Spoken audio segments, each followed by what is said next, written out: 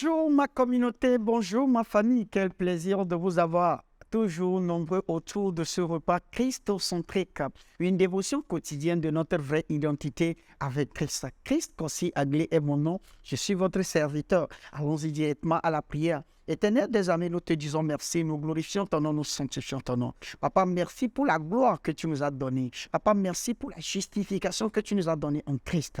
Papa, quel amour. La Bible dit qu'on était encore pécheurs, tu es mort pour nous, papa. Papa, tu nous as rachetés par cet amour, papa. Nous te disons merci. Tu nous as démontré ton amour à travers le Seigneur Jésus-Christ, qui est la justification, qui est la foi, papa. Merci, Père. Merci pour tout ce que tu nous as donné. Merci pour tous les héritages que tu nous as donnés en Christ, papa. Tu as dit dans ta parole, l'entrée de ta parole dans la lumière. Papa, illumine-nous, papa. Passe ta parole au nom précieux de Jésus. Papa, bâtis-nous, papa. Bâtis-nous à travers ce repas christocentrique, papa. Au nom précieux de Jésus. Père, nous te disons merci. Nous glorifions ton nom, nous sanctifions ton nom. Au nom précieux de Jésus, nous avons prié, nous avons reçu. Amen. Quel plaisir de vous savoir nombreux, toujours autour de ce repas christocentrique. Et vous savez ce qu'il faut faire? Il faut partager le message autour de vous et faites connaître ce message à un plus grand nombre possible. Et pour tous ceux qui sont en train de le faire et pour tous ceux qui le font toujours,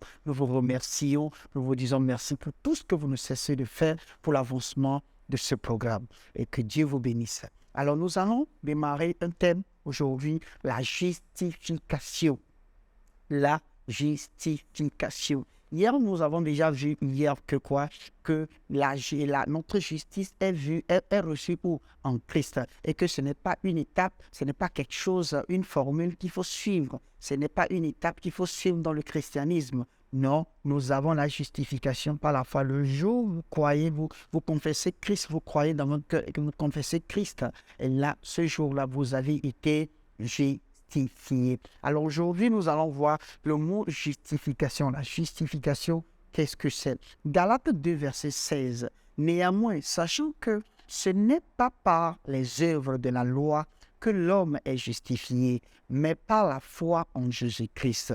Nous aussi, nous avons cru en Jésus-Christ afin d'être justifiés par la foi en Christ et non par les œuvres de la loi, parce qu'elle c'est ce que nul chair ne sera justifié par les œuvres de la loi. Alors le verset est très clair. Le verset est très clair. Nul ne peut être justifié nul ne peut être justifié par les œuvres de la loi. Donc, personne ne peut jamais être justifié sous la loi. Donc, nous ne pouvons qu'être justifiés en Christ Jésus. Parce que la Bible dit quoi? Christ est la fin de la loi. Deutéronome 30, verset 11 à 15. Moïse a décrit la justice qui révèle de la loi et de la justice de la foi en Christ.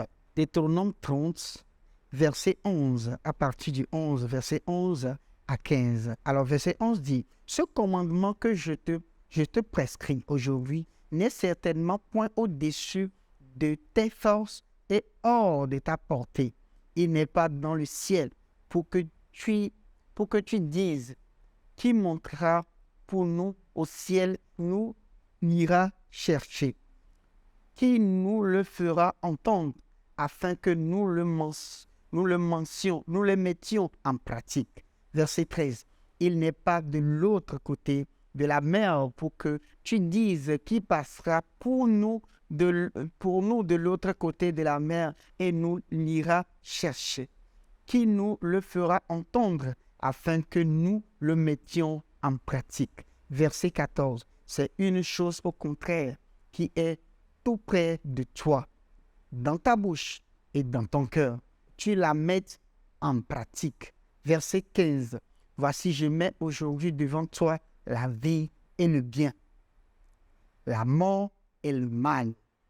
Alors, donc, voyez, donc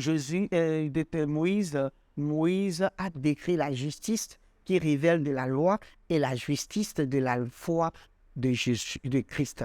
Vous allez voir que Dieu ne nous a pas créé robots. Dieu nous a créés tout en nous donnant le choix, c'est-à-dire nous donnant la possibilité de faire quoi? De choisir. Donc, nous choisissons comment? La vie et le bien, et non la mort et le mal. Deutéronome, comme nous l'avons vu tout de suite dans Deutéronome 30, versets 11 à 15. Romains 3, verset 20. Par les œuvres de la loi, personne n'est justifié à ses yeux. Alléluia. Par les œuvres de la loi. Autrement dit, les moralistes. C'est une bonne chose d'être moraliste, c'est une bonne chose d'être bien, c'est une bonne chose de bien se comporter. Mais je suis désolé de vous dire que bien se comporter, avoir une bonne moralité, ne peut pas vous justifier devant Dieu. Alléluia. Verset 24. Et ils sont gratuitement justifiés par sa grâce, par le moyen de la rédemption qui est en Jésus-Christ. Vous ne pouvez pas être justifié par Dieu et par la loi en même temps. Donc, ou soit vous êtes justifié par Dieu, ou soit vous êtes justifié par la loi. Donc, vous devez choisir. Et là, c'est là où vient maintenant le danger de ceux qui prêchent et la loi et Dieu et la grâce ensemble. C'est beaucoup plus mortel que de prêcher même uniquement la loi. Nous l'avons toujours répété ici. Le verset 6. De montrer sa justice dans le temps présent, de manière à être juste, tout en justifiant celui qui a la foi en Jésus. Alléluia. Dieu ne justifie pas les œuvres, il justifie la foi. Et ce n'est pas une pensée secondaire. Alléluia. Donc c'est très important de savoir que Dieu ne justifie pas nos œuvres, mais Dieu justifie notre foi en Christ. Voilà pourquoi si vous êtes en Christ, quelles que soient vos erreurs, quelles que soient vos fautes, ça ne peut pas vous retrancher de Christ. Ça ne peut pas retrancher l'amour de Dieu pour vous. Mais la meilleure façon de refléter Dieu aux yeux du monde, c'est de refléter Christ. Et cela vient par quoi? La maturité, la connaissance du Christ. Alléluia. Verset 30. Puisqu'il a un seul Dieu, qui justifiera par la foi les circoncis et par la foi les incirconcis. Donc, ici, les incirconcis et les circoncis, les deux sont justifiés par la foi. La justification n'est pas la justification n'est que par la foi. C'est le caractère de Dieu que l'homme soit justifié par la foi. Donc, c'est le caractère de Dieu que l'homme soit comment? Justifié par la foi. Romains 4, verset 2. Si Abraham a été justifié par les œuvres, il a sujet de se glorifier, mais non devant Dieu. Alléluia. Essayer de se justifier par les œuvres est futile avec Dieu. Il justifie les impies. Alléluia. Qui a qualifié Abraham d'impie? Pas Dieu. Il ne trouve pas de fautes. C'est la loi qui l'a qualifié d'impie. Vous allez voir que la loi a qualifié Abraham d'impie pendant que Dieu l'a qualifié, ou bien Dieu a qualifié Abraham de quoi? De juste. Pourquoi? Parce qu'il a eu la foi, il a eu foi en la promesse du Seigneur Jésus-Christ. Alléluia. Donc Romains 5, verset 1. Afin que comme le péché a régné par la mort, ainsi la grâce régnera par la justice pour la vie éternelle, par Jésus-Christ notre Seigneur. C'est le plan initial par une pensée, ce n'est pas une pensée secondaire. Vous allez voir que la pensée a été une, cette pensée a été seulement la seule pensée, le seul caractère de Dieu depuis le commencement. Voilà pourquoi avant la loi, les gens étaient justifiés comment?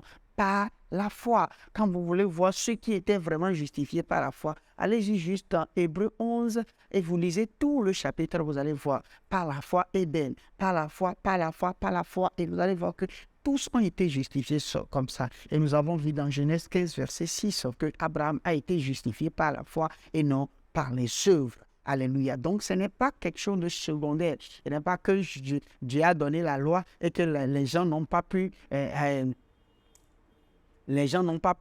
que Dieu avait donné la loi et que les gens n'ont pas pu vraiment par la loi se justifier et Dieu maintenant s'est repenti. Il a envoyé maintenant Jésus-Christ la grâce pour... Non, ce n'est pas ça. Donc c'était la première idée de Dieu, que l'homme viendrait à lui par la foi. Mais comme les Israélites, les Israélites n'étaient pas nés de nouveau, ne croyaient pas en cela, qu'est-ce qui s'est passé? Moïse les a donné la loi par la loi maintenant pour qu'ils soient justifiés. Même par ça, ils ont vécu avec ça et personne n'a été justifié par cette loi. Il a fallu que Jésus-Christ maintenant vienne pour que par cette foi-là, que nous commencions, c'est-à-dire les gens commencent maintenant par être justifiés encore. Alléluia. Romains 8, verset 30. Et ce qu'il a prédestiné, il les a aussi appelés. Et ce qu'il a appelés, il les a aussi justifiés. Et ce qu'il a justifiés, il les a aussi glorifiés. Alléluia.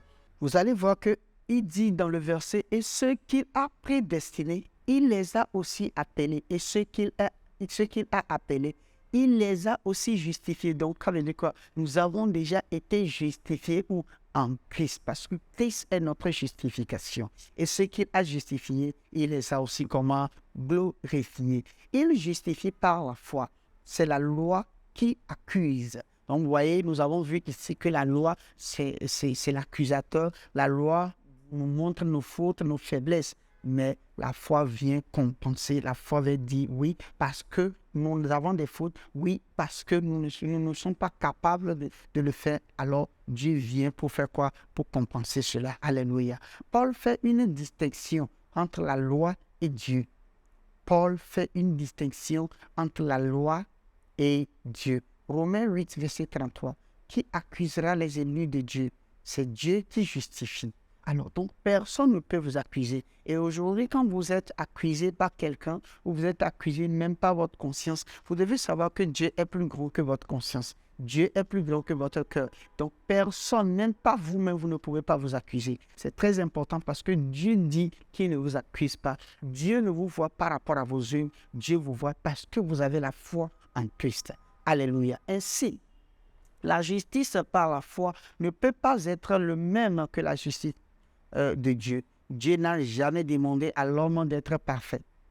Je répète, Dieu n'a jamais demandé à l'homme d'être parfait. C'est une idée fausse de dire que Dieu n'a apporté la justice que lorsque l'homme n'a pas respecté les normes qu'il a fixées. Ce n'est pas vrai. Donc, certaines personnes disent que c'est Dieu qui a donné la loi et c'est parce que l'homme n'a pas respecté ce que Dieu a établi avant la loi que Dieu maintenant a apporté la loi pour le faire. Si c'était lui, Dieu, qui a apporté la loi, Dieu ne viendrait plus dans une chair humaine, dans la personne du Seigneur Jésus-Christ pour payer. Et savez-vous, sachez aussi que ceux qui croyaient, ceux qui ont cru dans l'Ancien Testament avant la foi, ils ont cru en quoi? À la promesse de Christ. Donc ça veut dire que c'est Christ qui a été toujours, dès le début, dans la pensée de Dieu. La seule façon d'être justifié était Jésus-Christ. Voilà pourquoi ceux avant la loi croyant en Christ, ils étaient justifiés. Et ceux après la loi aussi, en Christ, sont justifiés aujourd'hui.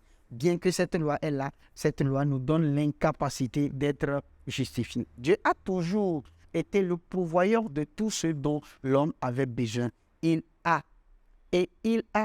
prévu à l'avance. Vous voyez, Dieu a prévu à l'avance cela.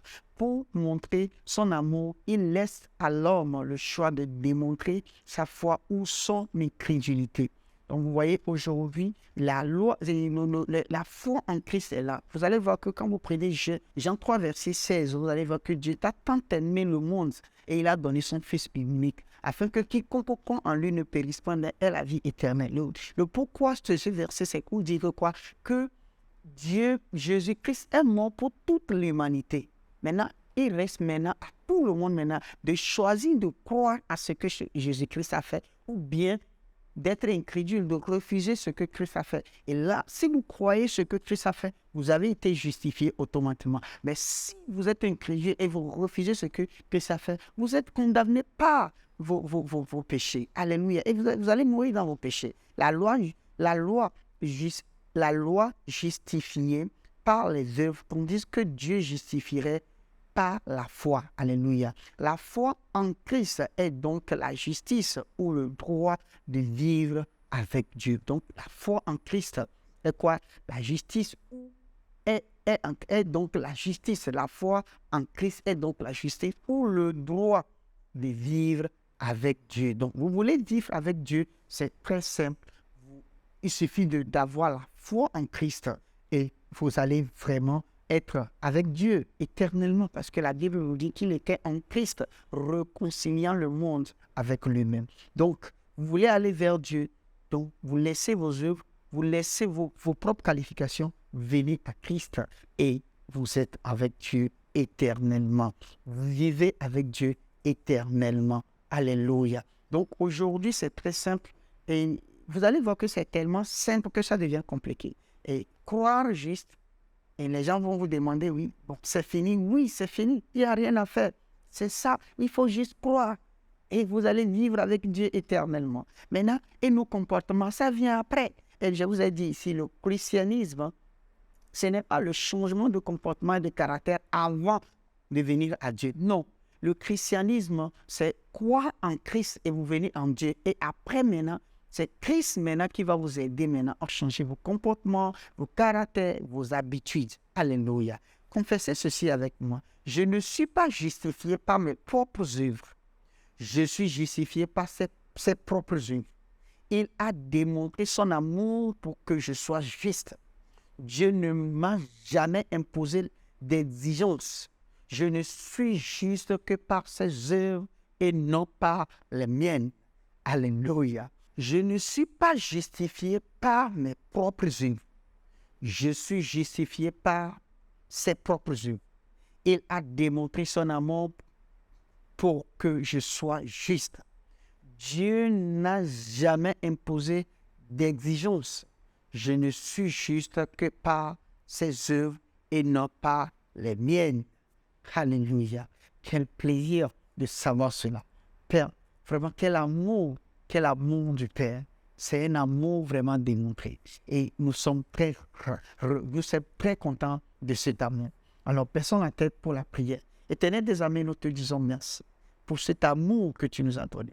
Papa, pour vivre avec toi, la condition était juste la foi en Christ. Et c'est ce que nous avons vu. Et aujourd'hui, nous jouissons de cette relation, de cette communion avec vous. Père, nous te disons merci. Papa, que cette vérité résonne en nous, au nom précieux de Jésus. Maintenant que nous sommes en toi, Papa, tout ce que nous faisons pour être qualifiés, Papa, nos efforts, Papa, nous savons aujourd'hui que ces efforts sont vains, Papa. Nous magnifions ton nom, Papa. Nous demandons, Papa, que ces efforts-là, Papa, soient transformés, soient dissous au nom précieux de Jésus.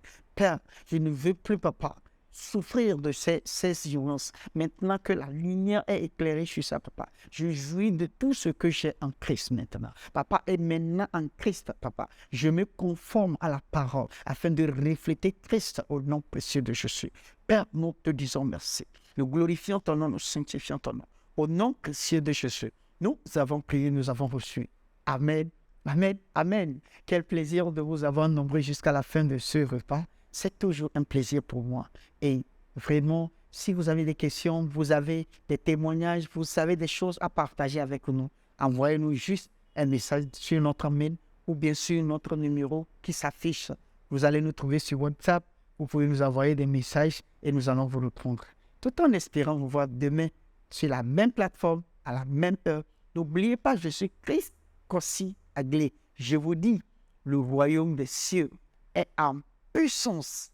Amen, amen, amen. Quel plaisir. Que Dieu vous bénisse, que la paix de Dieu soit sur vous. Passez une très bonne journée. Je vous aime. Hello, I hope you have been blessed by that wonderful message. The Bible says, man shall not live by bread alone, but by every word of God. For you to grow spiritually, you need to hear, study, and meditate on the word. You need to not only hear, but to also read and see. And that is why you need the Christocentric meal. To order this life-changing book and other titles, DVDs, and CDs by Dr. Abel Damina, call the number or email the address on the screen. This is a book that reveals to you who you are in Christ, what you have in Christ, and what Christ can do through you. This book interprets and breaks down the word into daily meals, making it easier for you to understand and study, build up and strengthen your inner man, all the while growing your relationship with God and your confidence as a believer.